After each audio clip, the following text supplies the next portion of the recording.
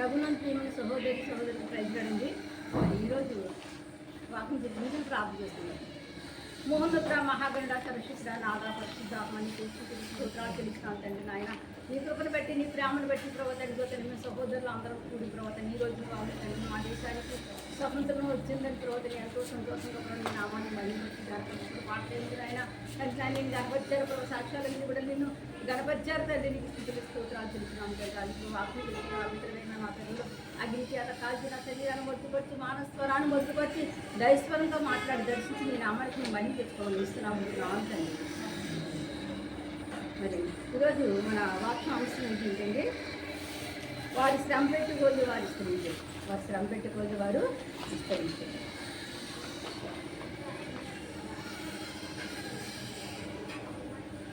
ఏవేలు 2:21 ఏవేలు 2:21 అండి.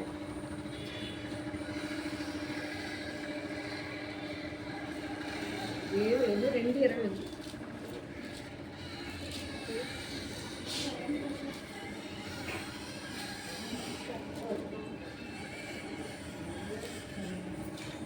ఏవేలు 2:20 చదవండి. దేశమా భయపడక సంతోషించి గంతులు వేయము యెహోవా గొప్ప కార్యం చేసెను. దేవునామానికి మహిమ కలుగును. దేశమా భయపడక సంతోషించి ఏం చేయాలంటండి? గంతులు వేయండి. ఎందుకు గంతులు వేయాలండి? మన దేశానికి దేవుడు ఏం చేసి చెప్పంటే స్వతంత్రం ఇచ్చాడు కనుక మన స్వతంత్రాన్ని బట్టి మన ఇచ్చిన స్వతంత్రాన్ని బట్టి మనం ఏం చేయాలంటే మన దేశం మనం కూడా మన దేశంలో ప్రజలు కూడా అంటే సంతోషించి గొంతులు వేయాలని దేవుడు వాక్యం చేస్తుంది కనుక మన దేశం కోసం మన ఇంటి భయపడక్కర్లేదు. మన దేశాన్ని ఎవరు కాపాడుతున్నారు చెప్పండి? మన దేవుడు కాపాడుతున్నాడు. ఆయన హస్తాన్ని మన దేశంపై ఉంచాడు కనుక మనం భయపడక్కర్లేదు. మనకు స్వతంత్రం అనుగ్రహించిన ఏసైకి మనం ఏం చేయాలి చెప్పండి? దేవుని స్థితించాలండి. ఆ స్వతంత్రానికి కారణమైన మరి యోధులు ఉన్నారండి. మరి ఆ యోధులైన మరి పెద్దలు కూడా ఈ రోజుని మరి మన దేశానికి స్వతంత్రం వచ్చిందని అందరూ కూడా ఏం చేస్తారు చెప్పండి? జెండా వందనం చేస్తారు కనుక మరి నిజండి వారి జెండా వందనం చేస్తాం. మన దేవునామని ఏం చేస్తాం చెప్పండి? మైపడుతాం. మనం కూడా నిజమే దేవుడు మనకు స్వతంత్రం ఇచ్చిందని మనం ఒప్పుకొని మనం ఏం చేస్తాం చెప్పండి? మన దేశంలో ఉన్నాం కనుక ఆ స్వతంత్రం ఇచ్చిన యోధుల గురించి కూడా మనం జ్ఞాపకం చేసుకోండి. ఇంటి మంది జ్ఞాపకం చేసుకుంటా ఆశీర్వాదకరమని దేవుడు చెప్పాడు కనుక మరి వాళ్ళు కూడా మరి ఈ దేశానికి స్వతంత్రం ఇచ్చిన గాంధీ తాత ఇంకా చాలా మంది మరి ఉన్నారు కన్నా భక్తులు వాళ్ళందరూ కూడా మనం ఈరోజు జ్ఞాపకం చేసుకుని ఇంతవరకు మనం ఏం చెప్పండి? మరి దేవునామాన్ని మహిమపరచాం కనుక మరి ఇప్పుడు ఏమన్నాడు? దేశమా భయపడక గంతులు వేయండి. ఏం చేయాలండి అంటే దేశంలో అందరూ ఏం చేస్తారు? గంతులు వేస్తారని చెప్పండి. పిల్లలు పెద్దలు అందరూ కూడా ఈరోజు మనకు స్వతంత్రం వచ్చిందండి. ఎంతగానో సంతరిస్తున్నారు. ఇది ఎన్నో సంవత్సరం స్వతంత్రం అండి? 78వ సంవత్సరం స్వతంత్రం. దేవునామానికి మహిమ కలిగిన కాక దేశాన్ని దేవుడు దీవించిన కాక దేశం ప్రజలందరూ కూడా దేవుడు కాపాడు కనుక దేశానికి ప్రకృతి కలిగిన ఏ విధమైన నష్టం కలగకుండా దేవుడు కాపాడు కాక. మరి అటు రీతిగానే నిర్గమాకాండము అండి 1:10 చదవండి.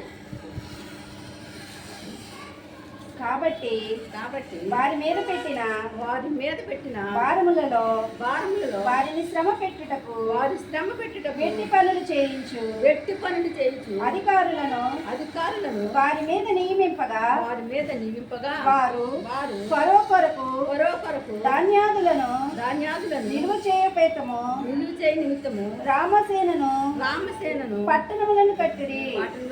అంటే ఈ రామసేన అనే ఒక పట్టణం కట్టడం కోసం అంటే ఇస్రాయిల్ అంటే వారు వెతుకొని చేస్తున్నారంట. వాళ్ళు బాధ పెట్టేస్తున్నారంటే ఒకరోజు 2 రోజులు కాదండి, ఎన్నో సంవత్సరాలు పట్టించి వాళ్ళు ఏం చేస్తున్నారంటే 40 సంవత్సరాలు ఏం చేస్తారు చెప్పండి? ఆ బానిసత్తులు కూడా ఆ బానిస బతుకుతూ బానిసలుగా వాళ్ళతోటి చేయించలేని పని అంటే ఏమి లేదంటే అన్ని పనులు చేయించుకున్నారంట. వాళ్ళ ఇంట్లో పనులు వాళ్ళు చేయించుకు బట్టలు తీసుకున్నారంట. జిగట మందు చేయించుకుని ఇటుకల పనులు చేయించుకున్నారంట. ఆ యొక్క మరి ఆ రామసేన ఒక పట్టణం కట్టాలంటే ఎంత మట్టి కావాలి, ఎన్ని ఇటుకలు కావాలి, ఎంత కలప కావాలి, ఏం కావాలి, అవన్నీ కూడా సమస్తాన్ని కూడా మరి ఆ ఇస్రాయేల్ చేత చేయించుకున్నారంట. వాళ్ళు అక్కడ చేయనట్టు వాళ్ళు ఏం చేసేవారంటే కొట్టాలతో కొట్టేవారంట. వాళ్ళు కొట్టి బాధించేవారంటే, హింసించేవారంట. తర్వాత ఏం చేసేవారంటండి? ఇంకా మంచినీళ్ళు ఇచ్చేవారు కాదంటే, భోజనం పెట్టేవారు కాదంటండి. అటువంటి పనులు చేసినప్పుడు ఆ ఇస్రాయేల్ ఏం చేశారంటే దేవుడికి మొదలుపెట్టారంట. ఆయన ఎంతకాలం మేము ఈ రీతిగా బాధపడాలి, ఎంతకాలం మేము ఈ యొక్క ఎట్టి పనులు చేస్తూ ఇక్కడ హింస పొందాలి, తింటాక ఆహారం లేక తాగటాక నీళ్ళు లేక మేము ఎంత ఇలాగ బాధపడాలి అనేసి అంటండి వాళ్ళంట వాళ్ళు పెట్టిన ఎట్టి పనులు బట్టి వాళ్ళు పెట్టిన సాగిరి చేయలేకంటండి ఇశ్రాయేలు అంటే ఎవరికి మొదలుపెట్టారు చెప్పండి, దేవుడికి మొదలుపెట్టారు. ఎప్పుడైతే దేవుడికి మొదలుపెట్టారో దేవుడు అంట మరి ఆలకించాడంట, ప్రార్థన ఆలకించాడంటే ఆలకించి మరి నాడు విడిపించడం కోసం ఒక మోషని ఎన్నుకున్నాడంటండి. దేవుని నామానికి మహిమ కలుగును గాక. ఎవరిని ఎన్నుకున్నాడండి? మోషని దేవుడు ఎన్నుకున్నాడంట. మోషని ఎన్నుకుంటే మోష అయితే మరి తను ఐగుప్తు దేశంలో ఉన్నవాడు. మరి ఎబ్రీ పత్రిక 11:24 అండి. మోషే పెద్దవాడైనప్పుడు విశ్వాసమును బట్టి ఐగుప్తు ధనము కంటే క్రీస్తు విషయమైన నింద గొప్ప భాగ్యమని ఎంచుకొని అల్పకాల పాప భోగములు అనుభవించుట కంటే దేవుని ప్రజలతో శ్రమ అనుభవించడం లేదని యోచించి వరో యొక్క రాజకుమార్తె కుమారుని అర్పించుకుంటకు ఒప్పుకొనలేదు. దేవుని నామకు మహిమ కలుగుగాక. మోస ఎటువంటి వాడు అంటే మోసే మరి ఆ యొక్క మరి మోస చెప్తే మనకు తెలుసు కనుక ఈ పొరో కుమార్తె అర్పించుకోవడం కంటే ఎట్టి వరకు ఇష్టపడలేదంట.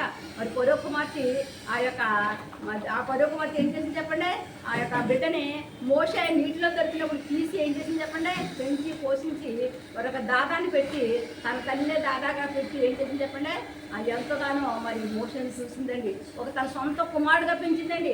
అన్ని రాజ్యాలు కూడా రాజు అవుతాడని రాజు పట్టాభిషేకం చేసి ఒక రాజుగా చేద్దారనేసి అన్ని రకాలైన అనుభవాలు, అన్ని రకాలైన విద్యలు, అన్ని రకాలైన అన్నీ కూడా ఎవరికి నేర్పించిందంటండి, మోసేకి నేర్పించండి. మోసే నేర్చుకొని విద్య లేదు, మోసే మరి నేర్చుకోలేని ఒక శాస్త్రం ఏమీ లేదంటే అన్నీ నేర్చుకున్నాడంటే అన్ని యుద్ధాలు ఎలా చేయాలో ఏమి ఎలా చేయాలో అన్నీ నేర్చుకున్నాడు. ఎవరు లేరండి, ఇప్పుడు కుమార్తె నేర్చుకొని అటువంటి అప్పుడంటే అనుకోని రీతిగా ఇశ్రాయేలు ఎక్కిశాఖ చేయడం చూశాడంటే, ఇశ్రాయేల్ని బాధ పెట్టడం చూశాడంటే, ఒకరోజు అనుకోని రీతిగా మోస వెళ్ళినప్పుడు అంటే ఆ యొక్క మరి ఐగుప్తుడు ఇశ్రాయేల్ని బాధ పెట్టేస్తున్నాడంటండి. ఆ పని ఏదో చేయడం కొట్టడం చూశాడంట. కొట్టినప్పుడు ఏంటంటే మోసే కంటే ఇప్పుడు రీతిమైన కోపం వచ్చేసిందంటే ఆ కోపం వచ్చేసి ఏం చేశాడంటండి, ఆ మోసే ఆ యొక్క మనుషుని తీసుకొచ్చి వచ్చిందంటే ఆటోమేటిక్గా దెబ్బేశాడంటండి. అన్ని యుద్ధాలు అన్ని నేర్చుకున్నవాడు ఆ చెయ్యి రాటు జరిపోయిందేమో ఒక దెబ్బ కానీ వెళ్ళిపోయి చెప్పండి చనిపోయాడు అంటండి. ఈ చనిపోయిన చూస్తే ఎవరైనా చనిపోయాడు కానీ చనిపోయిన చూస్తే ఎవరైనా ఏం చేద్దాం చెప్పండి, రాజుగారి దగ్గర చెప్పారంటే నన్ను దెబ్బతోటి ఇంకా నన్ను చంపేస్తాను భయపడిపోయింటండి. అక్కడ ఉన్న ఇసుకలో కప్పెట్టేసాడంట. ఇసుకలో కప్పెట్టేసండి అంతే. ఆ దేశం నుంచి మేనమామ దగ్గర పారిపోయాడు అంటండి.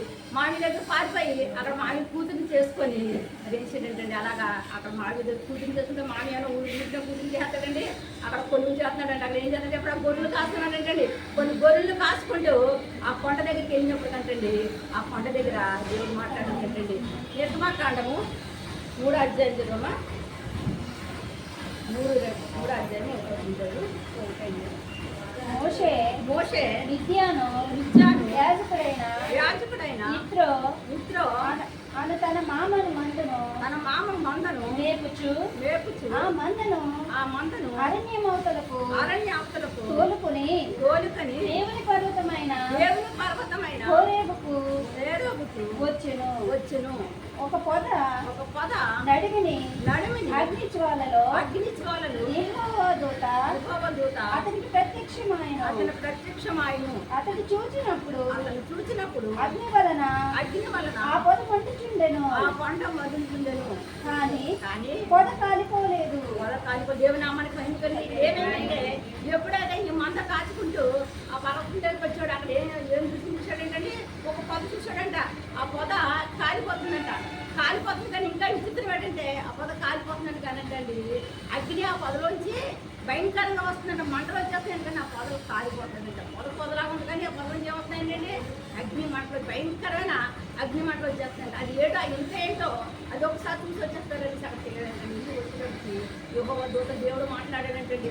దేవుడు మాట్లాడే కింద వచ్చింది కదమ్మా. అప్పుడు మోషే ఆ పొద ఎలా కాలిపోలేదు, నేను ఆ తట్టు వెళ్ళి ఈ గొప్ప వింత చూచెదనుకున్నాను.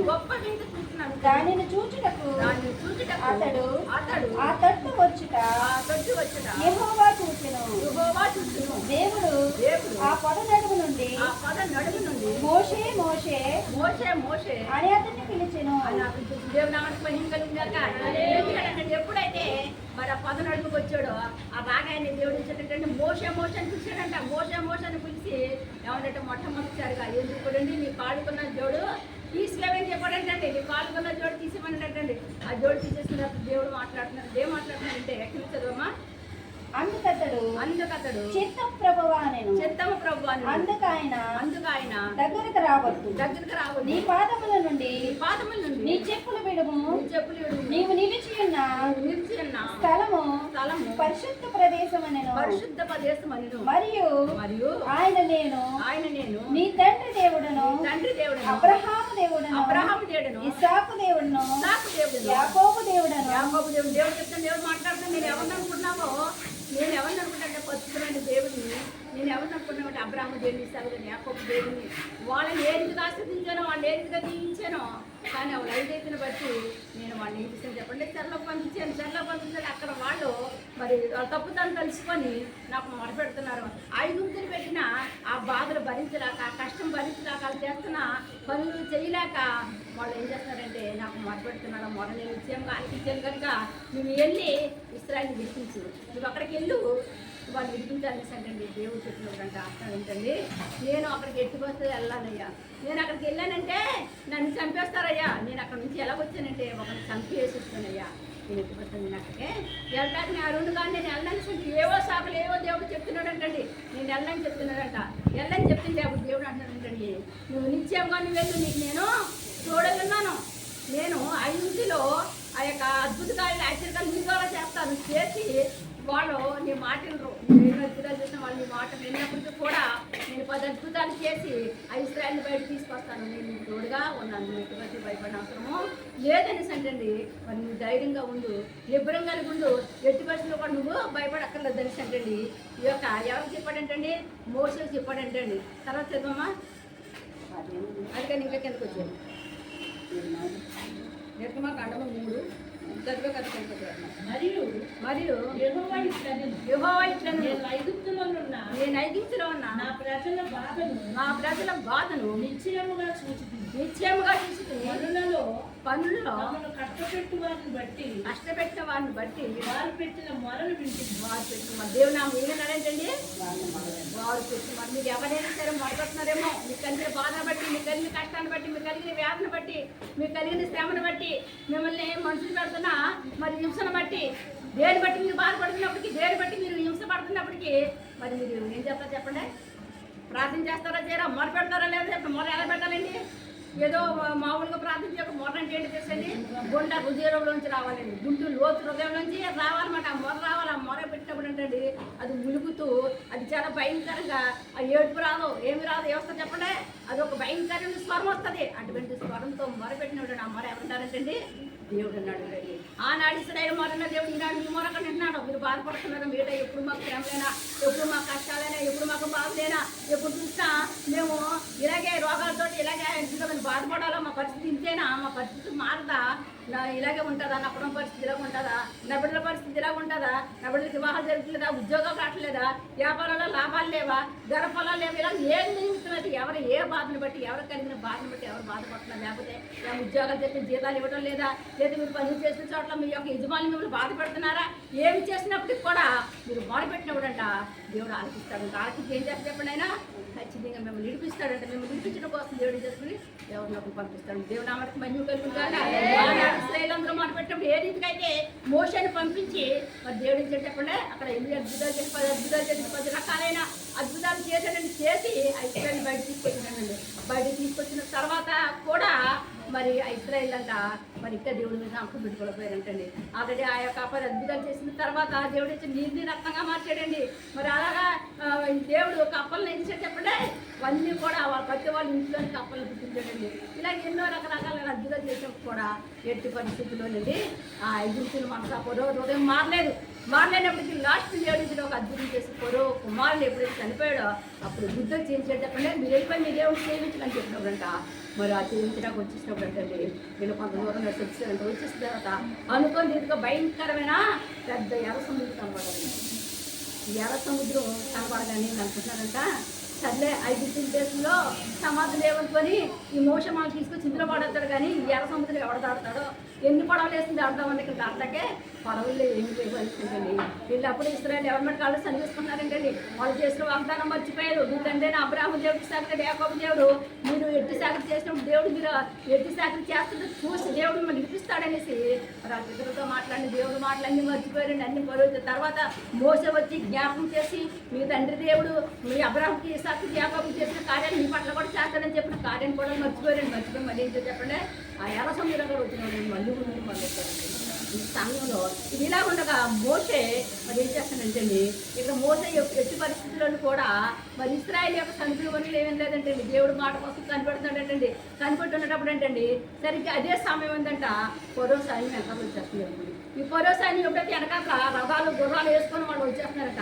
రథాలు గుర్రాలు వేసుకొని వచ్చేసినప్పుడంటండి మోసే అని అంటాడంటే దేవుడు నువ్వు ఆగిపోక సాగుపోమని చెప్తాను. దేవుడు నామానికి మహిమ కలుగుగాక. మా కాను 14 అధ్యాయం చదవండి. 14 అధ్యాయం 4వ వచనం చదవండి. 14 అధ్యాయం 15 వచనం అండి. 14-15 అంతలో యెహోవా మోషేతో నీవేళ నాకు మొరపెట్టుచున్నావు సాగిపోవుడని ఇశ్రాయేలుతో చెప్పు. దేవుడు నామ ఏమంటున్నాడండి నీవేళ మళ్ళా నాకు మొరపెడుతున్నావు. నువ్వు మొరపెట్టినప్పుడు అద్భుతాలు చేయడం నీకు తెలియదా? నువ్వు కూడా మళ్ళీ వాళ్ళతో కలుసుకోవాలనుకున్నావా? లేదు ఆగిపోక సాగు ఏమన్నట్టు ఆగిపోక ఏమన్నాడు సాగిపోమన్నాడు. దేవుడు నామకి మహిమ కలుగుగాక. కుటుంబంలో కలిగిన కష్టాన్ని బట్టి ఓర్చుకోలేకపోతున్నారేమో, లేదా ఇదే హింస అనుకుంటున్నారేమో, లేదా ఇదే బాధ అనుకుంటున్నారేమో. దేవుడు ఏం చెప్తున్నట్టు సమయం ఈ మధ్యాహ్నం సమయం ఉదయం ఏం చెప్తాను మీకు ఉదయం సమయం దేవుడు మీరేమంటారు ఆగిపోకండి. మీరు చేస్తున్న పనుల్లో కానీ మీ కుటుంబంలో కానీ ఏ విషయంలో మీరు ఆగిపోకుండా సాగిపోకండి. ఎవరిని బట్టి సాగిపోవాలండి? దేవుని బట్టి. నేను దేవుడు నమ్ముకున్నాను కనుక రక్షణ తీసుకున్నాను కనుక దేవుడు నాతో ఉన్నాడు కనుక నా కుటుంబంలో ఎంత భయంకరమైన పరిస్థితులు ఎదురైనప్పుడు కూడా నేను జయిస్తాను. దేవుడు నామానికి మహిమ.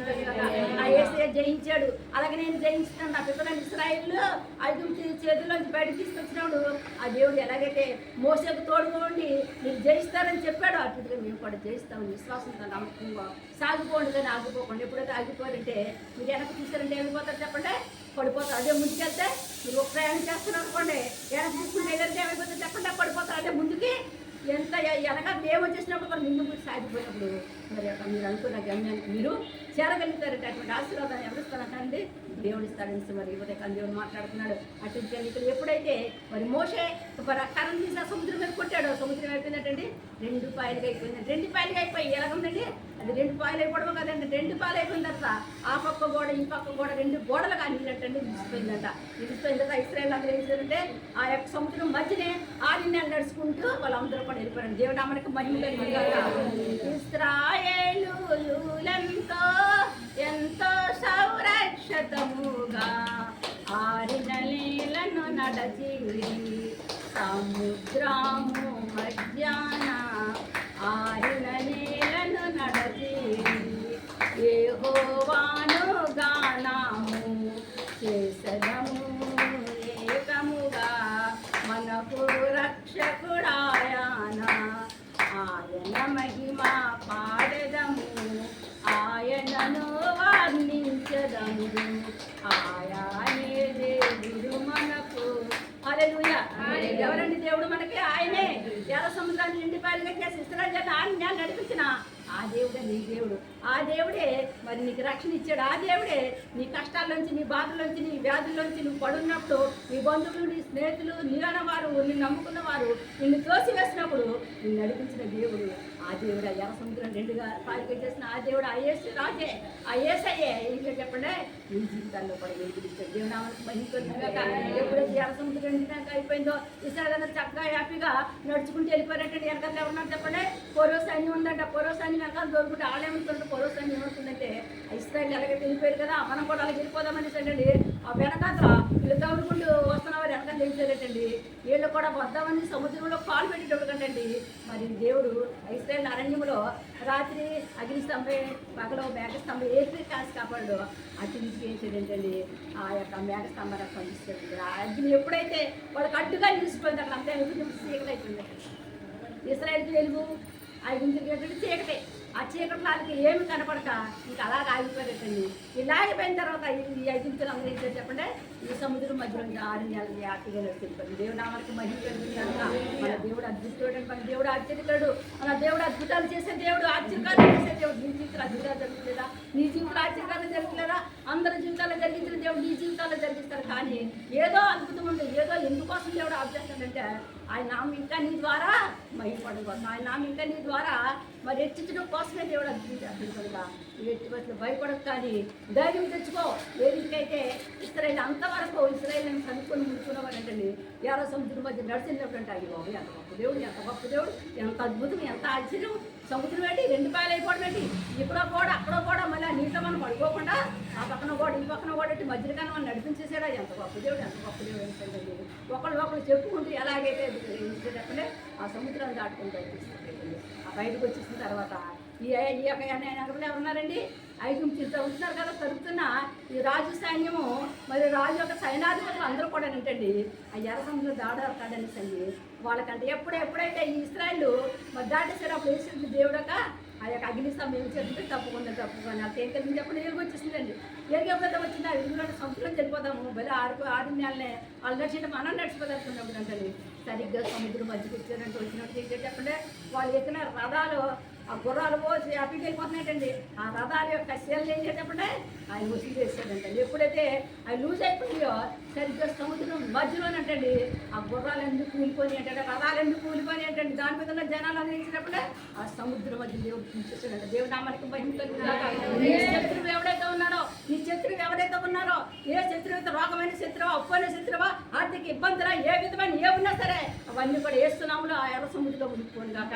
ఇస్రాయేలు ఏ రీతిగా ముంచి వేశాడు అలాగే నీకున్న ప్రతి సమస్యను ఆయన ముంచి వేస్తాడు. ఈ రోజున ఈ యొక్క మరి మధ్యాహ్న సమయం మీరు ఖచ్చితంగా నమ్ముడు నీ వల్లైతే నమ్ముడు వారికి సమస్తం సాధ్యం వాక్యం కనుక నీకేమున్నా కూడా ఏమి ఎంత మాత్రమో నేను ఇబ్బంది పట్టలేదు. ఎందుకంటే ఎర్ర సముద్రాన్ని 2 పాయలుగా చేసిన దేవుడు ఆ యొక్క 5 తీరుల యొక్క శత్రువులు దాడి చేద్దాన్ని వచ్చిన శత్రువులు ఎలాగ సముద్రం మధ్యలో మరి ముంచి వేసి మరి నామరూపాలు లేకుండా చేశాడు. అలాగే నీ శత్రువులందరూ నామరూపాలు లేకుండా అయిపోయింది కాక. ఏ రోగం అయితే నేను ఇబ్బంది పడతా రోగం అంతా నామరూపాలు లేకుండా అయిపోయింది కాక. ఏ విధమైన ఇబ్బందులు ఉన్నా సరే అవన్నీ కూడా వేస్తూ నామంలో అది తొలగిపోయింది కాక. మన దేవుడు గొప్పవాడు, మన దేవుడు శక్తిమంతుడు, మన దేవుడు సర్వశక్తిమంతుడు. ఆయనకు అసాధ్యం చేయ లోకంలో ఏమి లేదు కనుక నీ జీవితంలో ఆయన అద్భుతాన్ని చేస్తాడు. నీ నమ్మి విశ్వసించి ఇశ్రాయేలు మొరపెట్టండి, నువ్వు మొరపెట్టు. ఆ ఇశ్రాయేలు ఏ రీతికైతే మరి దేవుడు ఎలా సముద్రం దాటించాడు అలాగే నీ సంస్థ దాన్ని దాటిస్తాడు, నిలిపిస్తాడు. అది పని చేయలేక సేకరి చేయలేక ఒక స్వతంత్రం కావాలి, మేము స్వతంత్రంగా మేము బ్రతకాలి, మా బ్రతుకులు మేము బ్రతకాలని సేవకు మొరపెట్టారండి. దేవుడికి మొరపెట్టుకున్నప్పుడు మరి ఇశ్రాయేలు అందరినీ కూడా హ్యాపీగా స్వతంత్రంగా బ్రతకడం కోసం అంటండి అలా యొక్క 5 చేతుల్లోంచి తీసుకురావడమే కాకుండా వాళ్ళ చేతుల్లో మళ్ళీ వచ్చి మీరు మాకు అంతే వాళ్ళు మాకు అది చేయాలి ఇది చేయాలి మాకు ఎట్టి పని చేయాలి అనకుండా వాళ్ళు ఎక్కడ ముంచేటండి సముద్రంలో ముంచేశాడు కనుక మన దేవుడు గొప్పవాడు కనుక నీ జీవితంలో కూడా అక్కడ అద్భుతాన్ని దేవుడు చేయబోతున్నాడు కనుక వాళ్ళు మీరు ప్రార్థన చేసుకుందాము. మోహనుద్ర మహాగండ పరిశుద్ధ నాద పరిశుద్ధాత్ముడ ఆకాశాన్ని భూమిని సంస్థాన్ని సర్వాన్ని సృష్టించిన సృష్టికర్త నీకే స్థితి నీకే మంచి నీకే కనుక అయ్యా తెలుస్తున్నాను ఆయన. మరి మా పిల్లలని ఇస్రాయేల్ ప్రభునైనా ఎట్టి పనులు చేయలేక ప్రభుత్వాన్ని ఆయన ఎట్టి చాకరి చేయలేక ప్రభుత్వాన్ని బానిసత్వం బతుకున్నప్పుడు ఏ రీతికైతే ప్రభుని ఆయన వాళ్ళు విడిపించి వాళ్ళకి స్వతంత్రం ఇచ్చావో తండ్రి అటు రీతికైనా ప్రభుత్వాన్ని మా దేశం మా భారతదేశాన్ని కూడా సంస్కృతం ఇచ్చినందుకు నీకు లెక్కలేని స్థితులయ్యా కొట్లాది కూడా తీసుకుంది. అందుకే దేశం మా భయపడకున్న రోజున ఆయన గొంతులు వేయమంటున్నది. ఈ రోజు జిల్లాలో పెద్దలు అందరూ కూడా ప్రభావ మాకు స్వతంత్రం వచ్చిందని ఎంతగానో గొంతులు వేసి ప్రభుత్వం ఆయన ఆనందంగా ఉన్నారు ప్రభావ. వాళ్ళ ఆనందాన్ని సంతోషాన్ని ఇప్పుడు ఇప్పుడు చేయమని అడుగుతున్నాను అయ్యా. మా దేశానికి భయంకరమైన భూకంపాలు కానీ ప్రభు నాయన ప్రభుత్వం వల్ల కానీ ఏ విధమైన ఆటంకాలు రాకుండా కాపాడమని కూర్చున్నాను తండ్రి. మా భారతదేశం పట్ల ప్రభుత్వం ఆయన నీ బావుడు స్వరాన్ని వినిపించండి అయ్యా నాయన. మా భారతదేశంలో నీ రక్షణాస్తాన్ని చాపండి ప్రభావ.